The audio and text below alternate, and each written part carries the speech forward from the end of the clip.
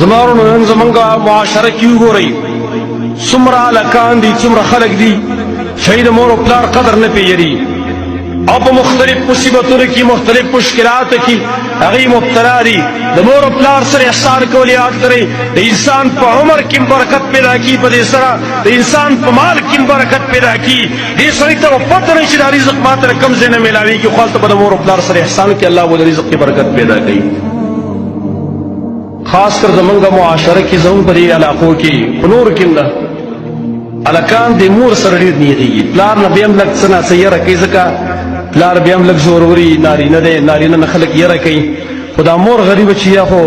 زنانه ذات دی نو زنانه ذات ته خلک داسې سترګه نه سوڅېده جا هر سړی هلته پرې خوله کې ورته نیغ نیغ لګي خبره به کړي نه وه هغه ته بیا واپس کړي بلکې ګزارۍ په مور او پلار باندې هم شروع دي دا څومره بدبخته ناست چې مور او پلار باندې د ګزار په ټیم کې لګي دا څومره بدبخته خوله ده چې مور او پلار ته غلط الفاظ وایي مور او پلار سره نیغېږي هغه سترګې څومره بدبخته دي چې مور ته نیغې نیغې کېږي او پلار ته نیغې نیغې کېږي کم سړی چې په مور او پلار ګزار کوي مور او پلار د کور نه وباسي مور او پلار ته کنځل کوي بلکې بعضې لا پېږي د قتل ارادې هم لري د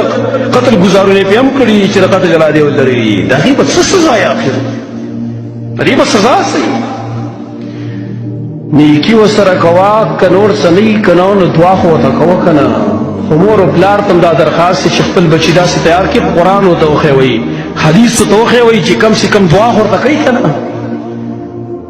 چې بچی موږ داسې تیار کړو چې هغه بیا سبا زما د مرګ وږی دی چې دا به کله مري چې بس مال ماته پاتې شي نو په دغه بچي تندر لګي په دغه بچي باندې خرڅ لګي چې کله ته مړ شي کلونه به تېر شي او دا سړی به تا ته دعا ونه کړي دعا کې چېرته نه یادوي حال دا دی چې د مور او پلار لاول حق دی موږ چې دعا کوو لاول مور او پلار ته دعا کوو اللهم اغفر لي ولوالدي وللمؤمنين يوم يقوم الحساب مخکنو انبیاو چې دعاګانې کړي مور او پلار یې په خپلو دعاګانو کې شریک کړي دي لہذا حقوق الوالدین د مور او پلار نافرماني کول ګناه کبیره ده او دا د نبی فتوا ده چې لا يدخل الجنة عاق لوالدی جنت تبع نافرمان د مور او پلار نه دا به جنت ته چرته هم نه داخلېږي